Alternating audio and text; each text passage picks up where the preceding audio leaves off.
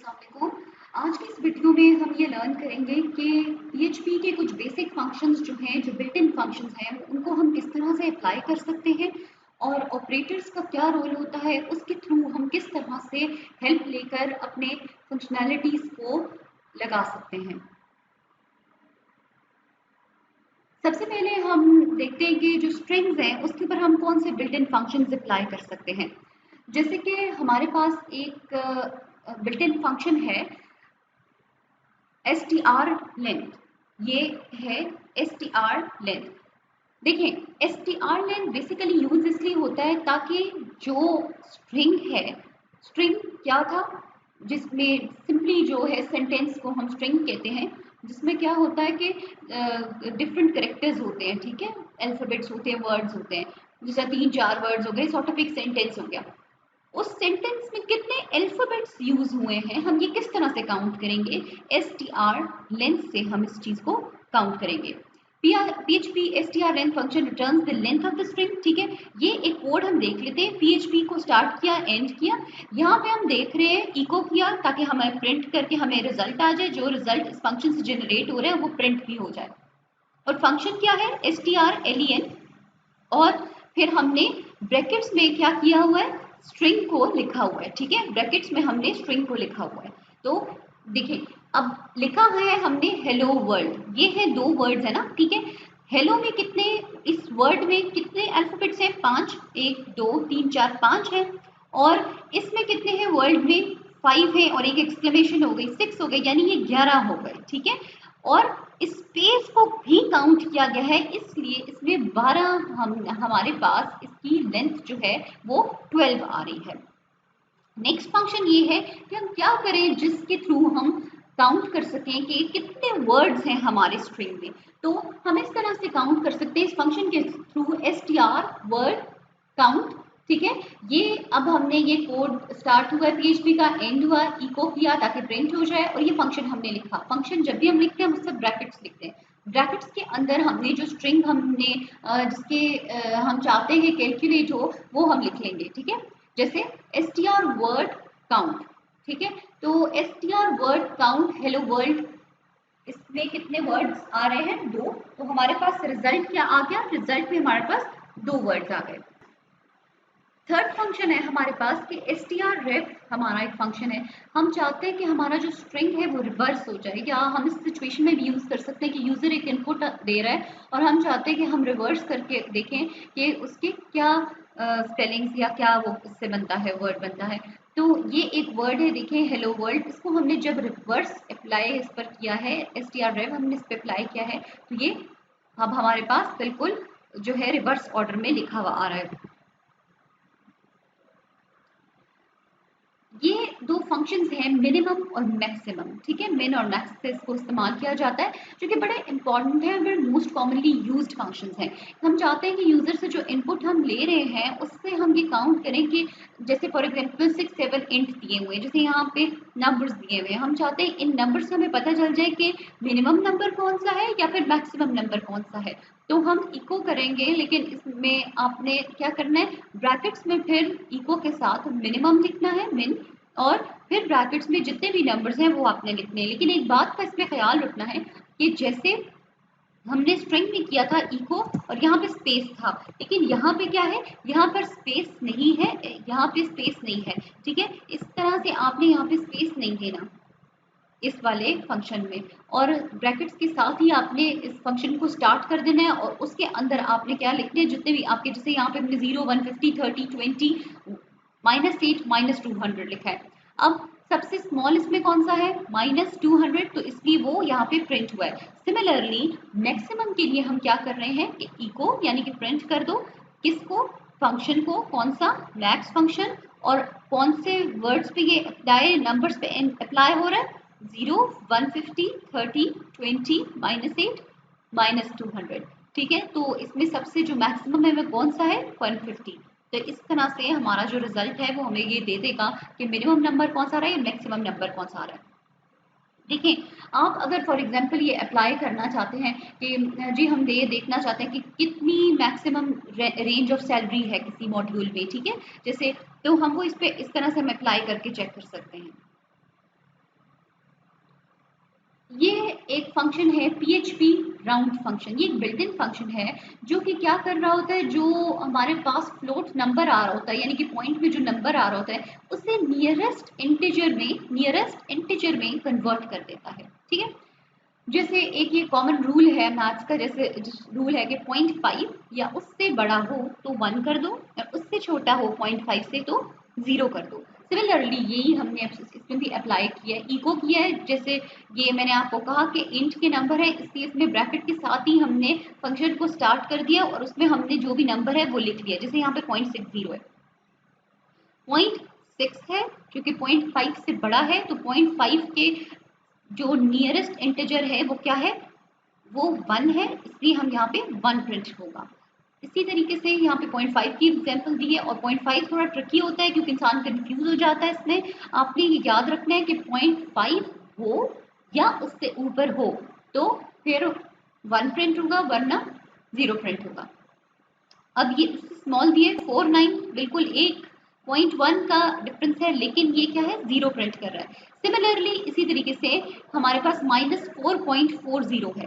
अब 4.40 देखिए, पहले आपने 0.4 को देखना है, 4.5 से 0.5 से ये कम है तो 0 की तरफ चला गया, लेकिन यहाँ पे -4 है तब आप क्या करेंगे, नीचे की तरफ आएंगे, लेकिन आपने -4 प्रिंट करना है। और -4.6 है तो फिर आपने इसको लार्ज करना है, बड़ा करना है। जैसे 1 करे थे लेकिन यहाँ 4 है, इसलिए फॉर एग्जाम्पल सॉर्ट ऑफ आपने +1 कर दिया इसके साथ तो ये -5 आ गया। ठीक है, अच्छा अब ये हमारे पास एक है कि जो रैंडम नंबर्स हम चाहते हैं कि जितनी दफ़ा यूज़र उस पर आए तो एक रैंडम नंबर जनरेट हो, तो इस फंक्शन के थ्रू हम रैंडम नंबर जनरेट कर सकते हैं। अच्छा जी, इसमें एक बात इंपॉर्टेंट है, जितनी बार पेज को रन करेंगे ये नंबर चेंज होता जाएगा। ठीक है, लेकिन इसमें एक ट्रिकी बात ये कि हम चाहते हैं कि हमारे पास क्या हो कि किसी रेंज में अप्लाई हो, जैसे 10 और 100 की रेंज में ही हम नंबर चाहते हैं। यहाँ पे अगर आप देखें तो ये रेंज में नहीं है, ये बस कोई भी रैंडम नंबर जनरेट करें, लेकिन एक स्पेसिफिक रेंज में करने के लिए ब्रैकेट्स में हमें क्या करना पड़ता है, हमें इस फंक्शन को अप्लाई करना पड़ता है, जैसे 10 और 100। ठीक है, तो ये हमारे पास फंक्शन अप्लाई हो गया 47। ये इस बार 47 आ रहा है, नेक्स्ट टाइम कोई और आएगा, फिर 27, 16, 30, 40, 50, 90, 98, 97, इस तरह डिफरेंट आएंगे 10 to 100 के दरमियान। ठीक है, अच्छा अब हमारे पास नेक्स्ट है कि जी PHP ऑपरेटर्स। देखिए वेरिएबल्स हमने लास्ट लेक्चर में पढ़े थे, अगर आपने नहीं स्टडी किए तो आप लास्ट लेक्चर PHP का देख लें जो इंट्रोडक्शन वाला है, उसमें हमने वेरिएबल को स्टडी किया था कि जी वेरिएबल क्या होता है, हम उसे किस तरह से डिक्लेयर करते हैं। और आज हम ये स्टडी करेंगे कि उन वेरिएबल्स पे ऑपरेशंस हम किस तरह से करते हैं, ऑपरेटर्स को अप्लाई करके हम उस पर कोई ऑपरेशंस अप्लाई करते हैं। ठीक है, डिफरेंट टाइप के ऑपरेटर्स हैं, जैसे arithmetic operator, assignment operator, comparison operator, और ये डिफरेंट ऑपरेटर्स हैं, इसमें ज़्यादा मोस्टली हमने डिस्कस किए हुए हैं। ठीक है, सबसे पहले हमारे पास है PHP अरिथमेटिक ऑपरेटर।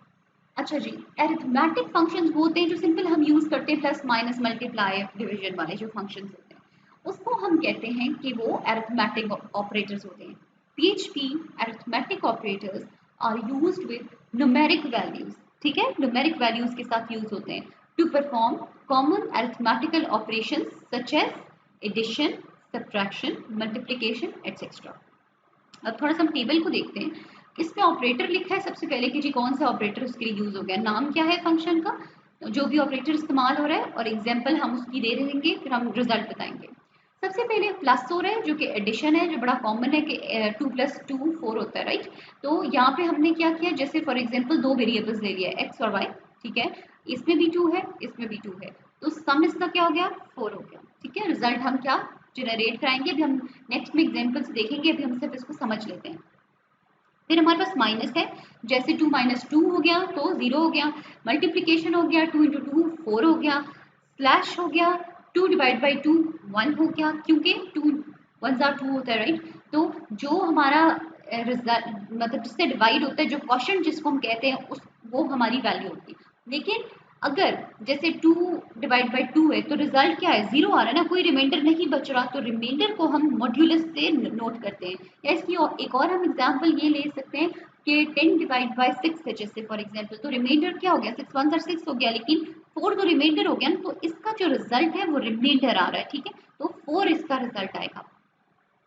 ये क्या है, ये एक्सपोनेंट के लिए डबल स्टेरिक इस्तेमाल किया जाता है और इसको लिखते हम कैसे हैं, $x डबल स्टेरिक $y, ठीक है। तो इसमें फॉर एग्जांपल 10 है, रेज टू पावर 2 हो गया, ठीक है। तो 10 raise to power 2 equals to 100 हो गया। अब हम इसकी एग्जांपल्स से इसको चेक करते हैं।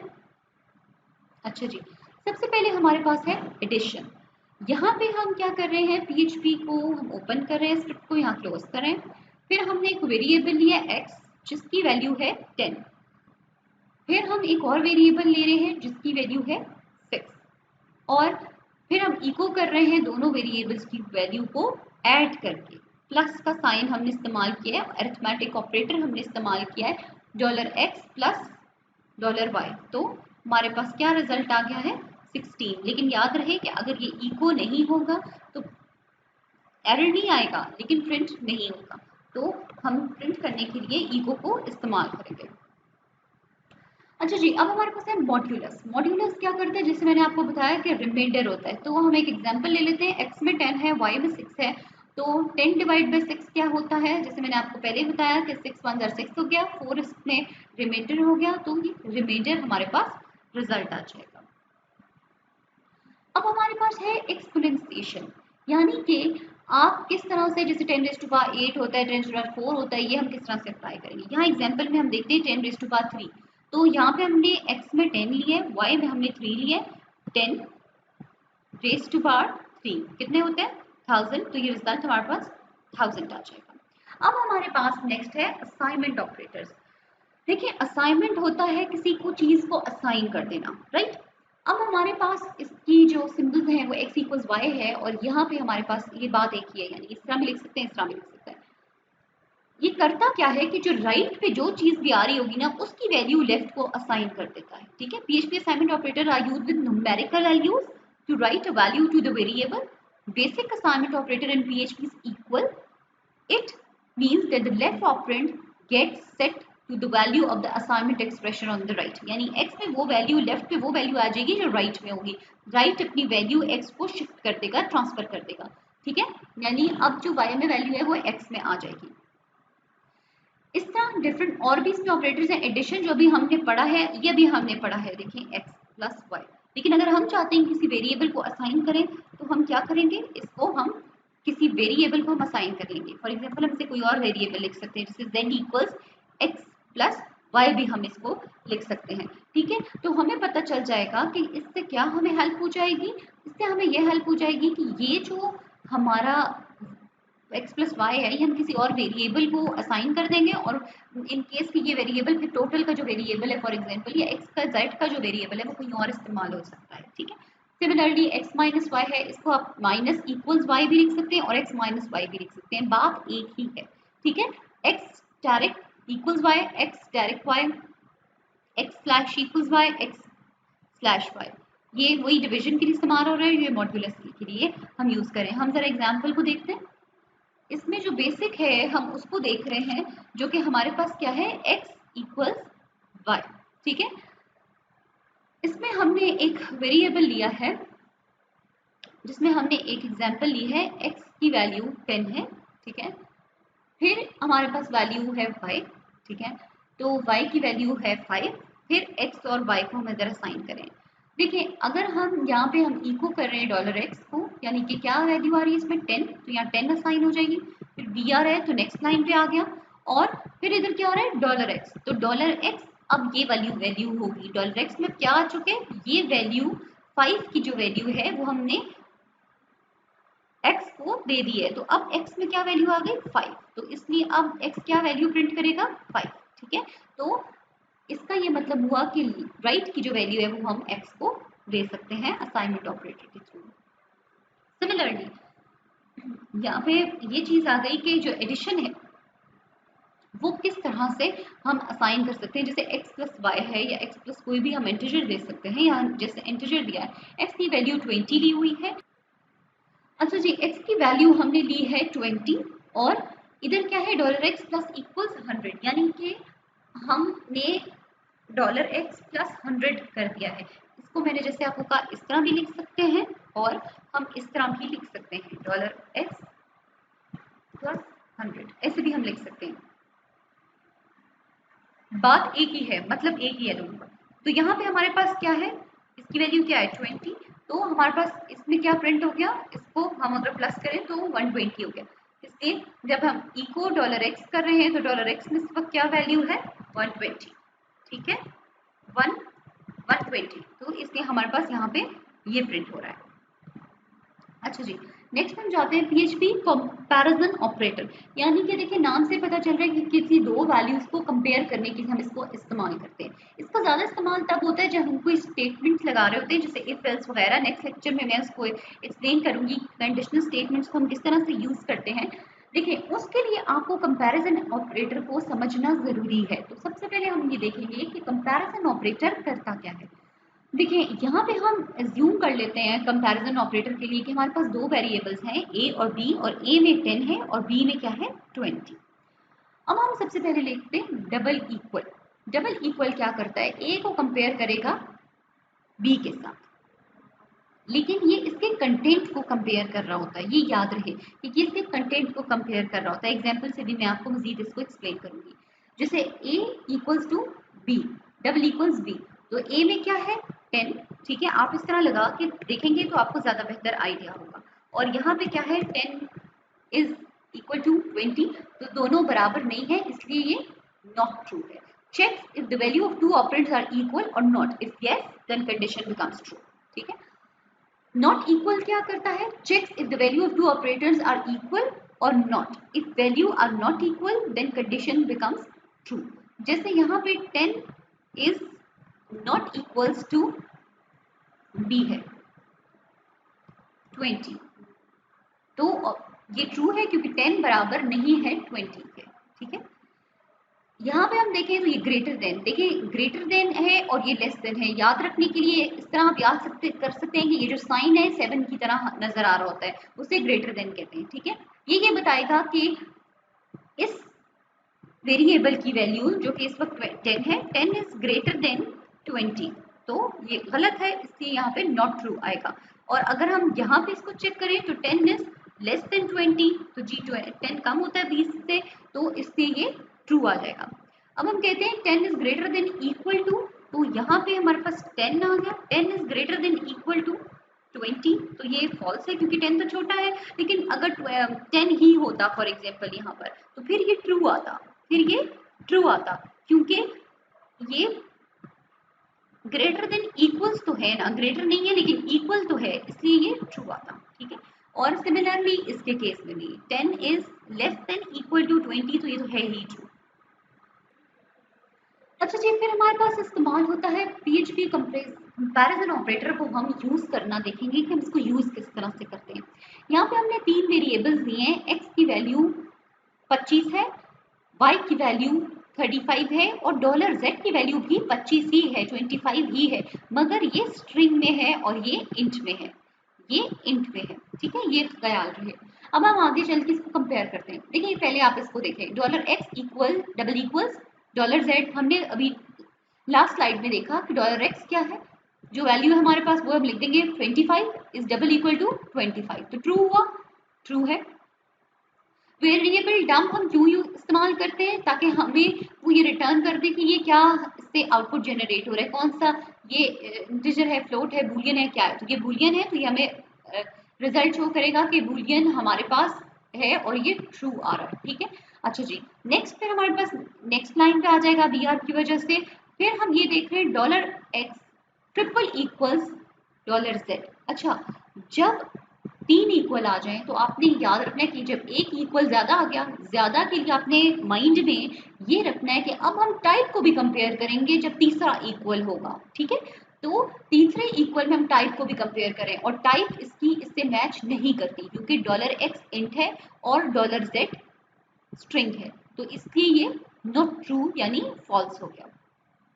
फिर हम इस पे आ जाते हैं नॉट इक्वल्स $y, तो $x में क्या है 25, 35, $25 इज नॉट इक्वल टू 35, तो ये ट्रू है। अच्छा जी, आपकी आसानी के लिए मैंने ये जिस कलर में कोड आ रहा है इसी में आपके पास रिजल्ट भी यानी आउटपुट भी शो हो रहा है। जैसे ये मैरून है तो ये मैरून शो हो रहा है, ये ब्लू है तो ये ब्लू शो हो रहा है, ठीक है। अच्छा जी, इसको हम देखते हैं $x is not double equals $z, ठीक है। तो डॉलर एक्स की क्या वैल्यू है 25 और इसकी क्या वैल्यू है 25। तो ये भी क्या कर रहा है, ये आपके पास शो कर रहा है कि इसका कंटेंट और इसकी वैल्यू जो है वो सेम है या नहीं है। लेकिन इसकी जो कंटेंट है आपके पास वो सेम है मगर इसकी टाइप सेम नहीं है, इसलिए हम ये इसकी क्या वैल्यू आएगी, ट्रू आएगी, क्योंकि हम इसमें बता रहे हैं कि हाँ जी इसमें आपकी जो टाइप है वो सेम नहीं है। ठीक है। अच्छा जी, इसमें आ गया dollar x is less then, ये हमारे पास बता रहा है कि 25 इज लेस देन 35। जी बिल्कुल लेस देन ही होता है इसलिए ये ट्रू आएगा। फिर हमारे पास है 25 इज ग्रेटर देन 35, तो ये फॉल्स हो गया। 25 तो कम है 35 से, तो वो कम हो गया। डॉलर एक्स इज यानी कि 25 is less than equal to 35, तो ये ट्रू हो गया क्योंकि वो कम होती है वैल्यूज की। और यहाँ पे dollar x is greater than equal to dollar y, तो यहाँ पे हमारे पास ग्रेटर देन इक्वल टू नहीं है क्योंकि डॉलर एक्स में क्या है 25 इज ग्रेटर देन, यहाँ पे आप लिख के भी चेक कर सकते हैं ताकि आपको आसानी हो जाए। 35 डॉलर 5 इज ग्रेटर देन 35, देखिए आप ज़्यादा क्लियर आपको पता चल रहा है, ग्रेटर देन तो नहीं है ना, लेस देन है, ये वाली इसलिए ट्रू हो रही थी और ये फॉल्स हो रही है। अब हमारे पास है इंक्रीमेंट और डिक्रीमेंट ऑपरेटर। देखिए इंक्रीमेंट कि वो एक नंबर उसको इंक्रीमेंट कर देता है, यानी 10 है तो 11 हो गया, और डिक्रीमेंट है 10 है तो 9 हो गया। ठीक है।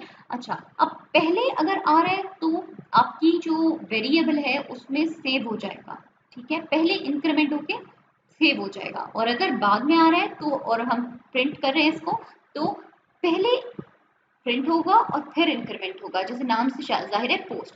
इसी तरीके से माइनस का भी है, हम इसकी एग्जांपल देखते हैं आपको मजीद क्लियर होगा। देखें यहाँ पे कोड है डॉलर एक्स इक्वल्स 10, ठीक है, यानी एक्स में 10 वैल्यू है। अब यहाँ इको कर रहे हैं यानी कि हम प्रिंट कर रहे हैं प्लस प्लस, यानी इंक्रीमेंट हो गया 11 हो गया, इसकी 1 से इंक्रीमेंट हो गया तो 11 हो गया। तो इसलिए अब आप इसको जब प्रिंट करेंगे, देखें जब आप इसको प्रिंट करेंगे तो आपके पास यहाँ पे 11 प्रिंट हो रहे हैं, और ये तो इसके अंदर सेव हो गई है ना वैल्यू। ठीक है, ये देखें ये वैल्यू जो है वो इसके अंदर सेव हो गई है, 11 है। तो अब डॉलर एक्स में क्या वैल्यू है, डॉलर एक्स की क्या वैल्यू है 11 है, तो इसलिए 11 प्रिंट होगी। अब हम यहाँ पे क्या कर रहे हैं, देखें डॉलर एक्स की वैल्यू यहाँ पे क्या आ गई, पहले प्रिंट हो गई और बाद में इंक्रीमेंट हो गई। तो पहले प्रिंट हो गई तो 10 आ गया, और अब इंक्रीमेंट होके 11 इसमें सेव हो गया, तो जब प्रिंट होगा नेक्स्ट टाइम तो 11 आएगा। ठीक है, इसी तरीके से हम माइनस को भी डिस्कस कर लेते हैं। एक्स में 9 है, इको हम कर रहे हैं, पहले हम इको कर रहे हैं तो हमारे पास क्या वैल्यू आएगी 9 प्रिंट होगी, क्योंकि पहले माइनस हो गया ना, तो माइनस होके प्रिंट हो गया, और इसमें सेव हो गई वैल्यू 9 ही, तो फिर आपके पास वैल्यू 9 प्रिंट होगी। ठीक है, डिक्रीमेंट ऑपरेटर के लिए। अच्छा, फिर हमारे पास यूज होता है लॉजिकल ऑपरेटर्स। लॉजिकल ऑपरेटर्स आपके लिए क्या करता है कि इसका कंसेप्ट जो है वो एंड और गेट्स वाला कंसेप्ट है, कि और गेट में क्या होता है कि अगर आपके पास दोनों कंडीशंस ट्रू हैं तो ट्रू जनरेट होगा, और कोई एक भी ट्रू है तो ट्रू कंडीशन तो रिजल्ट जनरेट हो जाएगा। ठीक है, लेकिन स्टेटमेंट एग्जीक्यूट हो जाएगी, लेकिन कब नहीं होगी, कब नहीं होगी, जब हम क्या करेंगे, हम जब दोनों कंडीशंस फॉल्स होंगी तो फिर रन नहीं होगा। ठीक हो गई बात, फिर रन नहीं होगा। और एंड में क्या होगा कि एंड में कंडीशन एग्जीक्यूट सिर्फ उस सिचुएशन में होगी जब दोनों ट्रू होंगे, वरना रिजल्ट प्रिंट नहीं होगा। आप इसको याद इस तरह से कर सकते हैं कि एंड में सिर्फ एक कंडीशन है जिससे प्रिंट हो जाएगा, यानी कि एग्जीक्यूट हो जाएगा जब दोनों ट्रू होंगे। ठीक है, true if both dollar x and dollar y are true. और में क्या होगा, तीनों कंडीशंस में ट्रू हो जाएगा, सिर्फ एक कंडीशन ऐसी है जिसमें नहीं होगा, यानी कम चांस है कि ना एग्जीक्यूट हो, एंड में ज्यादा एग्जीक्यूट होने का चांस है। ठीक है, एक्सक्लूसिव और मैं आपको एक्सप्लेन करती हूँ पहले, उसमें मैं आपको बता दूं कि डबल एंड और एंड सेम आउटपुट जनरेट करते हैं, यानी कि दोनों कंडीशंस ट्रू होंगी तो रिजल्ट प्रिंट होगा या एक स्टेटमेंट एग्जीक्यूट होगी। ठीक है, लेकिन फर्क इसमें क्या है कि ये जो साइन वाला आप याद रखें ना, जो साइन वाला है उसकी जो प्रायोरिटी है वो ज्यादा है। सिमिलरली ये जो साइन वाला और है इसकी प्रायोरिटी ज्यादा है और इसकी प्रायोरिटी कम है। नॉट इक्वल्स हम देख लेते हैं, अगर हम आपका रिजल्ट ट्रू जनरेट हो रहा है तो फॉल्स आएगा, फर्स्ट जनरेट आ रहा है तो ट्रू आएगा। और एक्सक्लूसिव और क्या है कि उस सिचुएशन में अगर दोनों ट्रू है तो ट्रू प्रिंट होगा, दोनों फॉल्स है तो फॉल्स प्रिंट होगा, और अगर कोई एक भी ट्रू है तो कंडीशन एग्जीक्यूट हो जाएगी। इसको एग्जाम्पल्स हम चेक कर लेते हैं। देखें यहाँ दो वेरिएबल्स हमने लिए हैं, x 50 है और y 30 है। देखिए $x इक्वल्स, आप ऐसे करेंगे कि इसको लगा लगा के चेक करेंगे ताकि आपको पता चले। $x में 50 है, ठीक है, तो 50 इक्वल्स 50 है, ये ट्रू हो गई कंडीशन, ठीक है, ये ट्रू हो गई कंडीशन। और $y 30 है, $y 30 है, 30 इक्वल डबल इक्वल्स 30 क्या है, कंटेंट को प्लस कर रहा था, तो ये भी ट्रू हो गया, दोनों बराबर हैं। अब दोनों ट्रू हो तो और एंड करो तो क्या होता है, स्टेटमेंट एग्जीक्यूट हो जाती है, इसलिए यहाँ पे क्या होगा, स्टेटमेंट एग्जीक्यूट हो गई है, आउटपुट आ गया है। अगर यहाँ पे एक भी फॉल्स होता, यहाँ पे एक भी फॉल्स होता, ठीक है, तो फिर ये स्टेटमेंट एग्जीक्यूट ना होती। ठीक हो गई बात। इसी तरह से यहाँ पे भी हम देखेंगे $x, इसी तरीके से आप यहाँ पे लगाएंगे, अगर दोनों कंडीशंस में एंड है, ये बिल्कुल सेम ही है, जैसे मैंने आपको कहा प्रायोरिटी का डिफरेंस होता है और कुछ भी नहीं है। हम और को चेक कर लेते हैं, और में यहाँ पे 50 लगाते हैं, 50 इक्वल्स 50 ट्रू है क्योंकि दोनों का कंटेंट बराबर है, और $y यहाँ पे क्या है, 30 है, तो 30 इज नॉट इक्वल टू है ना, तो ये तो फॉल्स हो गई कंडीशन, दोनों बराबर नहीं है, सॉरी ये फॉल्स हो गई, फॉल्स हो गई। अब एक भी ट्रू है, एक भी ट्रू है तो कंडीशन एग्जीक्यूट हो जाएगी, इसलिए यहाँ पे रिजल्ट एग्जीक्यूट हो गया, ठीक है, और बिल्कुल सेम यहाँ पे भी आपको दिया साइन के साथ, ठीक है। एक्सक्लूसिव और को हम चेक कर लेते हैं, यहाँ पे हम 50 का रिजल्ट लगाते हैं, 50 is double equal to 50, exclusive और $y यहाँ पे 20 आ गया, तो क्या रिजल्ट हमारे पास जनरेट हो गया, 50 इज डबल इक्वल्स 50, यहाँ पे हमारे पास आ गया ट्रू, ठीक है, एक्सक्लूसिव और 20 इज इक्वल 20, यहाँ पे 30 है, राइट, हाँ 30 है, 30 इज इक्वल टू 20, तो ये यहाँ पे फॉल्स आ गया, ठीक है, तो अगर एक भी ट्रू होगी तो कंडीशन एग्जीक्यूट हो जाएगी, ठीक है। तो इस तरीके से हम इन ऑपरेटर्स को अप्लाई करके अपना रिजल्ट ले सकते हैं। Thank you so much for watching the video.